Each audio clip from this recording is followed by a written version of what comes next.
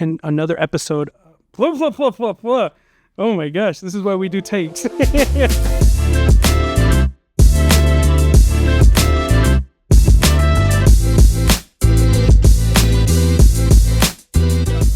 Welcome everyone. We're here with another deck profile with Andy Rue today. Welcome, Andy. Hello. Week 3 we're in for the Brawley Cross Guild, and you just 4-1 with today, Marco. yeah. It was fun. It is a deck that you just don't see consistent in this meta, and you're able to put in some work. But yeah, Andy Rue, give yourself an introduction. Hello, I'm Andy Rue. I've performed okay at some One Piece events. I've done okay in the past. I'm really excited to be showcasing Marco. It's kind of my pet deck. It's got my favorite package in the game. It's got probably what I consider the best leader effect in the game. I'm truly excited that I performed well today. I'm going to be trying it. I'm probably going to be taking this to my online regional this Saturday, see how it goes. Here we go. Well, let's get into it.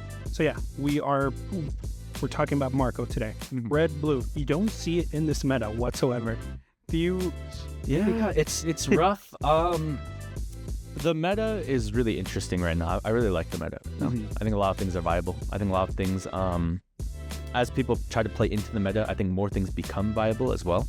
Okay. I'm interested to see how it keeps going. Okay, so yeah, it's perfect. You're putting in pressure with red. I don't see very much blue in this deck. In this deck, I only see there's 6, 8. There's 12 blue cards. 12 blue cards in here. Obviously, you can't blue and red never mix well. That I've always seen. You have to prioritize one. It's interesting. And with this, the biggest thing I saw right off the bat when I saw your deck list, no 9-drops, no heavy top end. No 9-drop Sanji.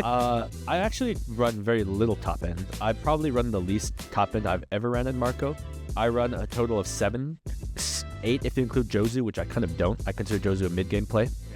So I consider myself running what's essentially 7 top end, which is very low considering most people are running things like Sanji into Rayleigh or Sanji into Newgate. There's a lot of good 9-don cards. I just don't think they're very important right now. Very true. Yeah, I mean, it is a meta where it's a lot of heavy top end, but building board presence is something way important right now, especially against Blackbeard, especially against Yellow. If you can outpace them on board presence and constantly be getting them down on life, it's very important. So you said it's something different that you're putting in your decks, and I see right off the bat it's your favorite, the Ducks. The Ducks are probably my favorite cards. The super spot build Duck Troops, 2-drop, 3k power, 2k counter. Very interesting effect when attacking. If your leader is active, you can minus 5k your leader's power, and at the end of the turn, it'll go back to your hand, which, you're playing Marco, you don't actually want to do that most of the time. No. At the end of the day, because you're summoning with choppers, right? They're coming in rested half of the time. Free little blocker, they'll swing at them. They're going to be scared sometimes. It's also very importantly a 2 cost and can be played for free off the Ivankov. Now that's another play I didn't even realize about that. It is a wide deck situation. Yes, you go very, very wide. You play wide and low to the ground, extremely low to the ground. Extremely low to the ground, fair. Opening hands, what are some opening hands that you would love to see this? I would love to see, depending on first or second. So which one are you asking? Let's roll the dice. It's saying first. If I'm going first, the first thing I always think about is if I have the Book Chopper in hand. If I don't have Book Chopper, I'll be wanting to see things like 7-drop Newgate or even just an Ivankov to blind it. Okay. And then for obviously second, or third? Yeah, going second, it's a little bit of a secret tech, but I always want to see this card going second. Just Shut Up and Come With Us. This card is very powerful in a lot of decks because it lets me cheat out bodies very early. It's also very important because on 2-don, my ideal play is I leader ability, and I throw this chopper on top of my deck, so that when I play Just Shut Up and Come With Us, it's guaranteed I will always be playing it. That is something really, it's plays I never expected. At least, obviously, everyone knows what Marco does, but exactly, you're pretty much cheating out a free summon, like you said. Exactly. And you're pretty much guaranteed everything. It's an early bird of Blue-Purple Luffy that's coming out soon. Exactly. You're just already getting in that momentum. You're setting up what you need to do. ideally, do you prefer going first or second? I would love to go second. It depends on the matchup, but most matchups I would love to go second. The second curve is just so clean. It lets you do a lot of different things. Okay. Would you prioritize Ivankov over the Chopper or Chopper over Ivankov when it comes to it? It depends on my hand. For example, if I were to have something like a Marco in hand and an Ivankov and a Monet, I would always prioritize the Ivankov playing a Monet because I know that in my next turn, I'll want to play Marco. If I don't have that, and let's say I have a Chopper in hand, I'll leader effect the Chopper to the top of my deck to guarantee when I play the Chopper, it will summon out the EB Chopper. Okay, perfect. So it kind of depends on whatever I have in hand and what I want to see later into the game. Yes, makes sense. I've seen you constantly play red, and any red deck you've... I'm an enjoyer of red, and mostly because it has my favorite card in the game. I feel like one deck I haven't seen you fully like commit to with the Ducks is your Vivi. Yes. Yes, I haven't played Vivi yet. I've built decks for her. I've just never quite committed to it because I love swinging leader. Fair.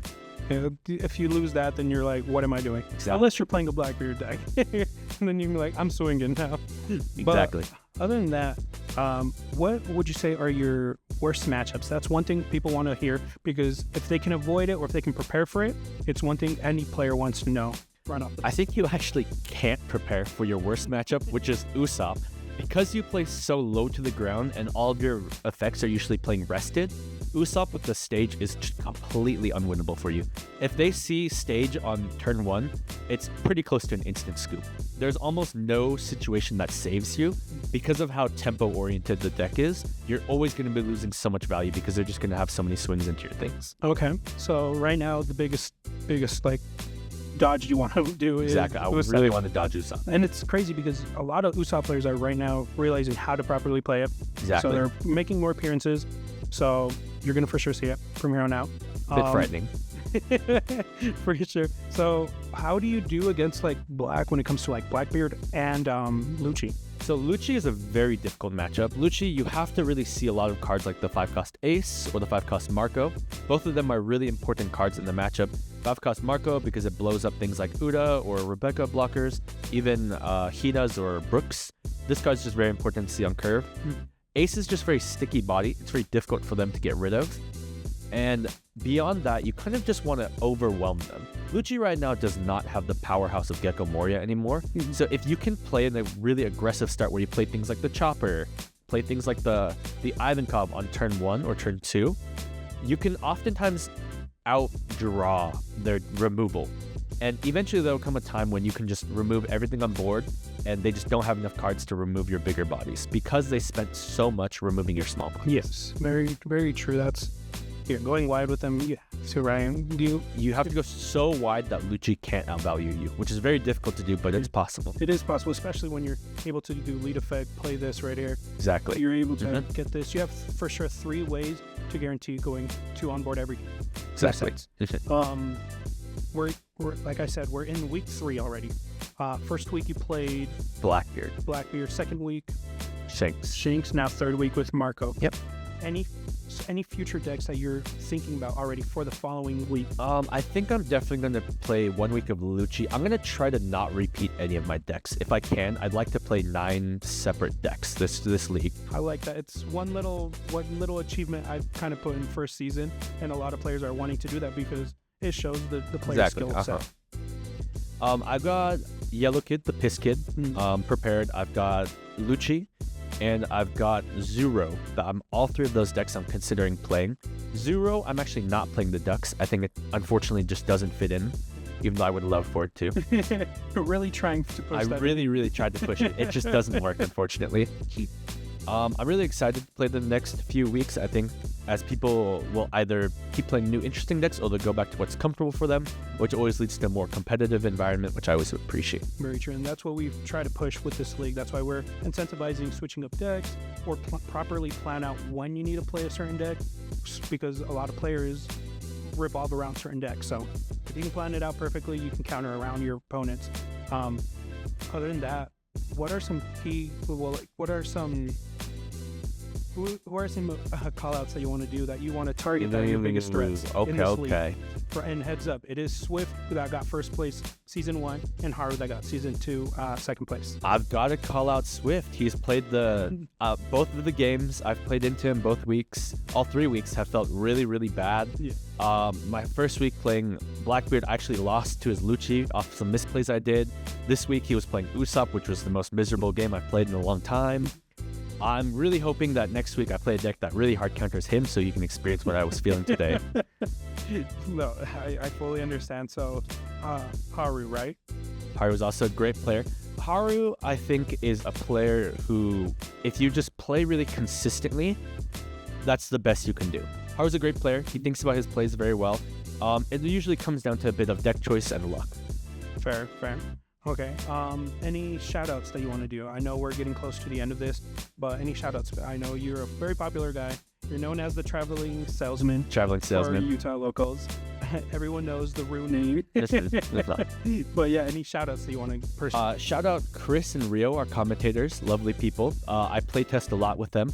It's always a blast. I think both of them are really wonderful people. Also shout out Jason. He's the third of our little trio. 4 people. I don't know what it is with 4 people. Quads. He's the 4th of our quads. We play test a lot. And yeah, just a big shout out to my playtesting group. I play a lot of really silly games, a lot of repeat games, a lot of games where we'll say like, okay, this game's over. Let's go back 2 turns and let's think about what we could have done better here.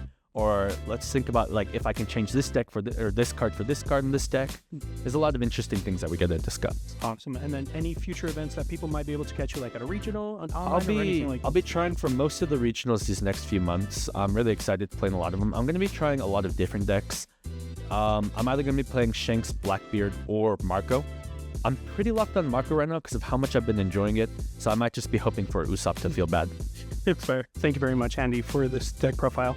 For you tuning in, check us out on all big social media platforms under Brawlhalla Games. We got the live streams, we got the deck profiles, and we got one-on-one interviews with any of our players. If you do want a leader to be played in our live streams, comment down below the leader that you want, and we'll try to get any of our players to play it. Thanks again for tuning in, you guys.